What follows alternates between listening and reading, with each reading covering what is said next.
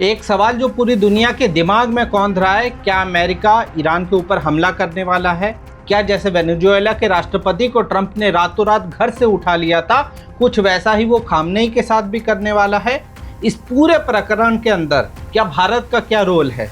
और सबसे अहम बात, क्या ये सब चीज़ें हथियारों की अंधी दौड़ इस दुनिया में दोबारा से एक विश्व युद्ध करवाने वाला है, जिसको अंतिम और आखिरी और तीसरी विश्व युद्ध के तौर पे जाना जाएगा? अगर आप इन चीज़ों को जानना चाहते हैं तो आपको जरा अतीत में चलना होगा। अतीत से ही आप वर्तमान की स्थिति को समझ पाएंगे और ये भी समझ पाएंगे कि अमेरिका, ईरान, वेनेजुएला, ये पूरी इनसाइड स्टोरी क्या है। इसको समझने के लिए आप इस पूरी वीडियो को देखिए, आखिर तक बने रहिए। आपको एक एक चीज़ का खुलासा हो जाएगा कि आखिर दुनिया में चल क्या रहा है।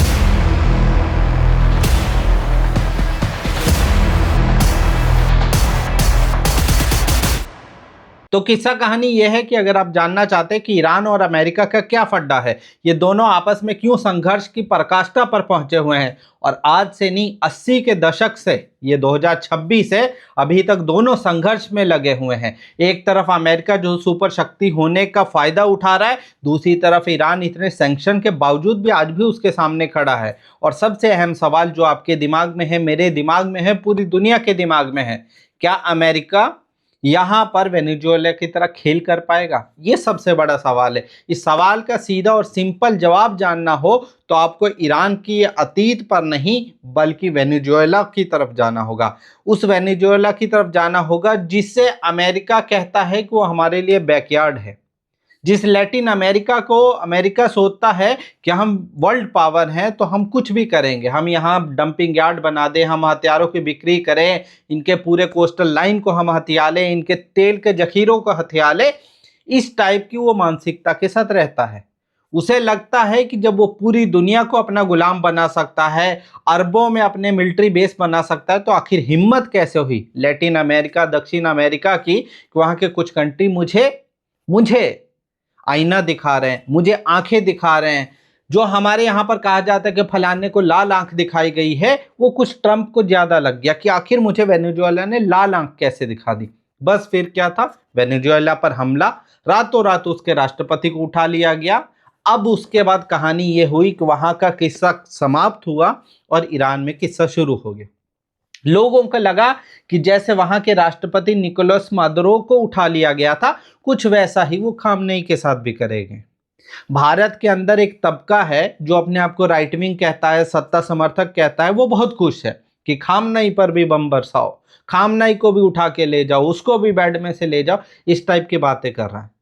ये मनोहर कहानियां अपनी जगह सही हैं, मगर किस्सा कहानी यह है कि क्या अमेरिका बाकी जगह की तरह ईरान के साथ कुछ कर पाएगा? इस सवाल के जवाब को ढूंढने के लिए इस वीडियो को पूरा सीक्वेंस से देखिएगा। आपको समझ में आएगा पूरी सीक्वेंस में कि आखिर कहानी कहाँ से शुरू हुई थी और कहाँ पर जाकर खत्म हो जाती है। आपको याद है कुछ टाइम पहले इजराइल फलस्तीन की लड़ाई में, हमास की लड़ाई के अंदर अचानक से ईरान की एंट्री होती है। इजराइल पहले आता है, हमास के तमाम लीडर को ईरान में राष्ट्रपति के समारोह के अंदर मार देता है, टारगेट करके मार देता है। ईरान के टॉप के मिलिट्री कमांडर्स को मार देता है। इवन कि एक राष्ट्रपति की मौत को लेकर भी इजराइल और अमेरिका पर बाकायदा आरोप लग रहे हैं। इन सब चीजों को देखकर इजराइल और ईरान के अंदर एकदम टसल हो रखी थी। इजराइल ने जो पूरी दुनिया के अंदर एक भोकाल बना रखा था कि अरे मोसाद है, अरे हम ये कर देंगे, हम वो कर देंगे, इस तमाम तरह की बातें हो रही थी। मगर ये वही ईरान है जिसने उनके इस भोकाल की ऐसी तैसी फेर दी।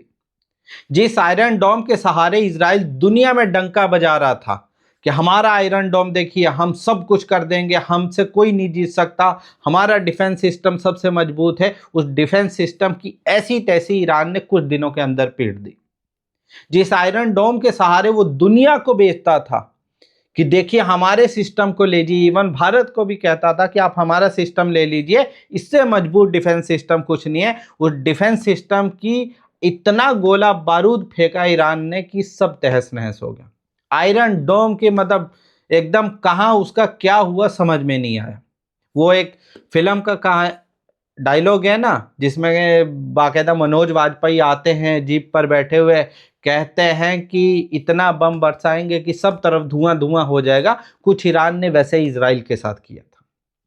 इजराइल अभी तक लेबनान, जॉर्डन इन लोगों के साथ लड़ता था, फलस्तीन के मजलूमों के साथ लड़ता था, मगर पहली बार जब वो किसी कंट्री के साथ भिड़ा तो ईरान ने अपने यहाँ से इतनी मिसाइलें उस पर दागी कि जिसकी कोई इंतहा नहीं, आखिर में उसको जाके कॉम्प्रोमाइज करना पड़ा। अब इस कहानी को जरा लेके चलिए ट्रंप चचा की तरफ। कुछ लोग उन्हें फूफा कहते हैं, मैं उन्हें कहता हूं कि वो अंधभक्तों के फूफा हैं। तो ट्रंप चचा की किस्सा कहानी ये है कि वो, उनकी इच्छा तो बहुत है, अंदर से उनका भी दिल करता है कि यार ईरान ऐसी तैसी मारो, इसको इधर उठा के फेंक दो, ये मुझे पसंद नहीं आया, इनका शक्ल पसंद नहीं है, इस टाइप की बातें करता है, मगर हकीकत में ये पॉसिबल नहीं है। दो रीजन है ईरान के साथ जो ईरान को मजबूती देते हैं। होंगे आप वर्ल्ड पावर अपनी जगह, मगर ईरान के साथ प्राकृतिक तौर पर दो मजबूतियां, एक उसकी ज्योग्राफी, ऐसा पहाड़ों के अंदर ईरान घिरा हुआ है कि जिस ज्योग्राफी को पार पाना किसी के बस की बात नहीं है। आज तक जितनी दुनिया की सुपर पावर हुई हैं वो इसको पार नहीं पा पाई हैं। जिस पर्शिया को दुनिया में बाकायदे इस बात के लिए स्थापित थी कि हम वर्ल्ड पावर हैं और बहुत बरसों तक, दशकों तक, सदियों तक ये वर्ल्ड पावर हैं, उसको उसकी जियोग्राफी ने बहुत सिक्योर कर रखा है। आप ध्यान से देखिएगा पूरी जियोग्राफी को, एक तरफ ईरान है, दूसरी तरफ सेंट्रल एशिया की कंट्री हैं, तीसरी तरफ समुद्री इलाका है थोड़ा सा, तो ये पूरा मिला के एक ऐसा कॉकटेल है जो ईरान को बाकायदा सिक्योर करता है। और दूसरी बात कि अमेरिका और पश्चिमी ताकतों ने उसे बहुत पीछे धकेलने की कोशिश करी, मगर जितना उसे पीछे धकेलने की कोशिश करी वो उसने अपने आप पर सेल्फ रिलायबल बना है। जैसे उसे कहा कि हम आपको हथियार किसी दूसरी दुनिया से नहीं लेने देंगे, वो आदमी कह रहा है कि नहीं, हम खुद ही बनाएंगे। उसने अपने युवाओं को, अपनी कंट्री को इतना मजबूत किया अंदर से कि वो अपनी गवर्नमेंट के साथ, अपनी सत्ताधीशों के साथ खड़ी है। आपने एक चीज नोट करी होगी, वेनेजुएला के राष्ट्रपति को रातों रात उठा लिया जाता है मगर वहां की जनता कुछ नहीं बोलती है। करप्शन के चार्जेस थे, जनता खुद उनसे तरसती, सब चीजें थी, मगर वही रिजीम पलटने की बात जब ईरान में आती है तो ईरान में रिजीम पलटने वाले पलट जाते हैं। जिस रजा पहलवी के सहारे, जो आखिरी वहां का राजाशाही के जानशीन या जो भी कहिए वो रहे होंगे, जिसके बारे में ये भी कहा जाता है कि वो यहूदी है, अय्याश है, शराब है, उस आदमी के सहारे आप तख्ता पलटने की बात करते हो, जब एक तरफ आवाम पूरी तरीके से खामनेई को लेकर लॉयल है। हजारों का हुजूम, इन वीडियोस में आप देखेंगे तो आपको समझ में आएगा कि हजारों का हुजूम खामनेई के साथ क्यों खड़ा है। वहां पर लोग कनेक्टेड हैं अपनी सत्ता के साथ, बाकायदा उस रिजीम ने कनेक्ट करवाया भी है, मगर ये चीज जब आप बाकी दूसरी कंट्री में देखेंगे वहां पर आपको कुछ नहीं मिलेगा। इसीलिए मैं बार बार कह रहा हूं कि यहां पर आयतुल्ला खामनेई का शासन है, हकीकत में उनका ही शासन है। आप यहां पर उसको निकोलस मादुरो मत समझिए। हजारों की भीड़ आज भी उनके समर्थन पे रोड पर निकल आती है। और सबसे खास बात, जो अमेरिका इतनी भौकाली टाइट कर रहा है, अपने आप को वर्ल्ड पावर होने का गुमान है, उसे अतीत से जरा सीख लेनी चाहिए कि कभी ब्रिटेन भी आधी दुनिया पर राज करता था, कभी ब्रिटेन भी आधी दुनिया को कहता था कि हमसे बड़ा सुपर पावर कोई नहीं है। उस ब्रिटेन को भी पूरी दुनिया खाली करके अपने मुल्क में वापस लौटना पड़ा। आज के टाइम में उसकी हैसियत क्या आप जानते हैं? आपने उस यूएसएसआर को भी देखा होगा जिसका डंका पूरी दुनिया में बजता था, वो भी खत्म हो गया। अमेरिका के साथ भी सेम रिपीटेड चीजें हो रही हैं।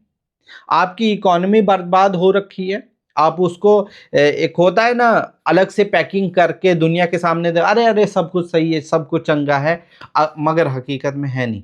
आपकी बैंकिंग प्रणाली जो है पूरी तरीके से कोलैप्स कर चुकी है, बेरोजगारी इंतहा पर पहुंची हुई है। आपके यहाँ इतनी प्रॉब्लम्स है, उनको छुपाने के लिए आप ये सब चीजें कर रहे हैं।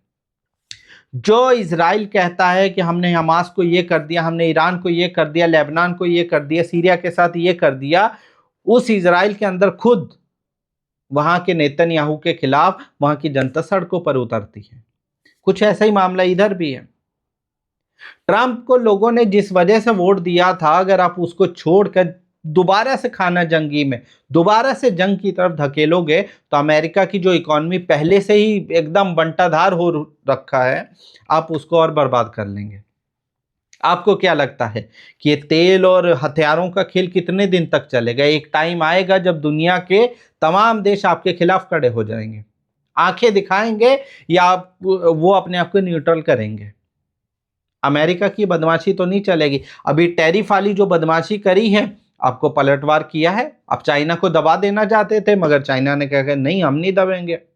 भारत को दबाने की कोशिश करी, भारत भी उभर के उठा है। हमारी सत्ता पर सवाल उठते हैं, मगर भारत का जो मिजाज है वो अमेरिका प्रो अमेरिका नहीं है। माना कि मौजूदा सत्ताधारी पार्टी के लोग ट्रंप को अपना फूफा बोलते हैं, ताऊ बोलते हैं, जो भी बोलते हैं, मगर भारत की आवाम प्रो अमेरिकन नहीं है। हमारे यहाँ अभी भी सभ्यता की बातें होती हैं, हमारे यहाँ अभी भी वसुदेव कुटुंब की बात होती है। हम हथियारों की या जंग खाना जंगी की बातें नहीं करते। ये हमारी सभ्यता के अंदर, हमारी संस्कृति के अंदर मिला हुआ। अब इसी को जरा सा और आगे लेके चलिए कि पूरे किस्सा कहानी के अंदर भारत ने किसका पक्ष लिया है। भारत ने पक्ष इस बार भी न्यूट्रल लिया, क्योंकि हमारे लिए अमेरिका भी उतना इंपॉर्टेंट है, ईरान भी उतना इंपॉर्टेंट है।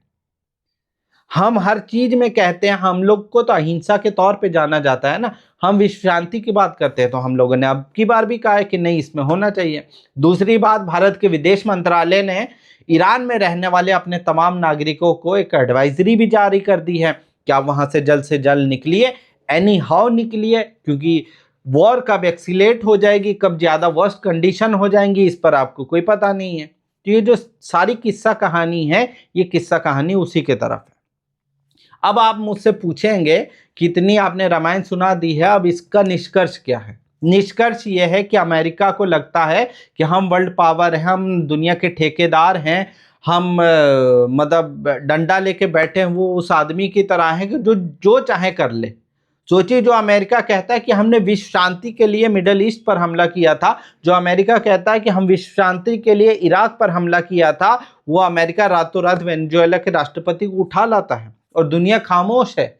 यूएन की तमाम एजेंसियां खामोश है, जो पूरी दुनिया को कहती है हम आप पे ये सैंक्शन लगा देंगे, हमको ये कर देंगे, मगर अमेरिका के मामले में आपकी जबान नहीं खुलती है। आप कमजोर देशों पर अपनी पूरी तानाशाही दिखाएंगे, मगर जब सामने ट्रंप की तरह पापा सामने आ जाएं तो फिर आप खामोश हो जाते हैं। एक लाइन में अगर मैं आपको ये बात समझाऊं तो अमेरिका तेल और हथियार के सहारे पूरी दुनिया पर राज करना चाहता है और उसी के सहारे अपनी इकोनॉमी और डॉलर को मेंटेन करके रखना चाहता है। मगर कितने सालों से आप करेंगे? 70-80 के दशक से ये कर रहे, यूएसएसआर के खत्म होने के बाद से कर रहे, मगर अब और नहीं चल पाएगा। अब दुनिया समझ चुकी है, दुनिया अपने ऑप्शन ढूंढने लगी। सोचिए, चाइना और रशिया अपनी लोकल करेंसी में एक्सचेंज कर रहे हैं, बिजनेस कर रहे हैं। इंडिया ने भी कई कंट्रीज के साथ लोकल करेंसी में एक्सचेंज करना शुरू कर दिया। कई और कंट्री हैं जो लोकल करेंसी में, जो भौकाली मचा रखी थी आपने डॉलर के नाम पे, वो भौकाली खत्म हो रही। यही हकीकत है। और एक आखिरी बात, और इस बात को हम यहीं पर समराइज करेंगे कि आप वेनेजुएला और निकोलस मादुरो मत समझने की कोशिश करना। वहां पर ईरान है जिसके साथ जियोग्राफी का भी एडवांटेज है, जिसने अपने आप को स्टैब्लिश भी किया है, और वहां पर खामनेई भी है, और खामनेई के साथ पूरी आवाम है। आवाम का विद्रोह आपसे झेला नहीं जाएगा। आप मान लीजिए जोर जबरदस्ती करके वहां पर तख्ता पलट भी कर देते हैं तो भी आपको कुछ हासिल नहीं होगा। हासिल इसलिए नहीं होगा कि जिस पिट्ठू को आप बैठाएंगे, जिस यहूदी एजेंट को आप बैठाएंगे, उसको जनता दोबारा से विद्रोह करके उखाड़ के फेंक देगी। 79 में वहां पर रिजीम नहीं चेंज हुआ था, 79 में लोग चेंज हुए थे। लोगों ने अपनी मेंटल सिचुएशन को चेंज किया था। उसने अपने आप को इस्लामिक अमीरात बना लिया था, इस्लामिक रिपब्लिक घोषित किया था। तो ऐसे नहीं घोषित किया था कि सडनली कोई आया और उसने कर दिया। लोगों ने अपने आप को उसमें कन्वर्ट किया। यही हकीकत है। अमेरिका के लिए फिर से वही है कि अमेरिका ईरान को लैटिन अमेरिका समझने की कोशिश ना करे, वरना जो भौकाली कभी इजराइल की होती थी, जो अब खत्म हो चुकी है, आयरन डोम का जो उन्होंने कचूमर बनाया था, कुछ वैसा ही अमेरिका के साथ ईरान में ना हो जाए। जैसे अफगानिस्तान को कबरगाह कहा जाता है विश्व शक्तियों की, कहीं वैसी कबरगाह अमेरिका की ईरान के अंदर ना बन जाए। बाकी आप ईरान और अमेरिका और वेनेजुएला के मुद्दे पर क्या सोचते हैं, इस पूरे वर्ल्ड अफेयर्स पर आपकी क्या राय हमारे साथ साझा करें, ताकि हम और चीज़ों पर भी आपके साथ डिस्कस कर सकें। और दूसरी बात, अगर आप हमारे चैनल पर नए हैं तो इसे सब्सक्राइब कर लें, अपने कमेंट करें, अपने राय को साझा करें, ताकि हम और इन्फॉर्मेटिव वीडियोस आपके साथ साझा करते रहें। धन्यवाद।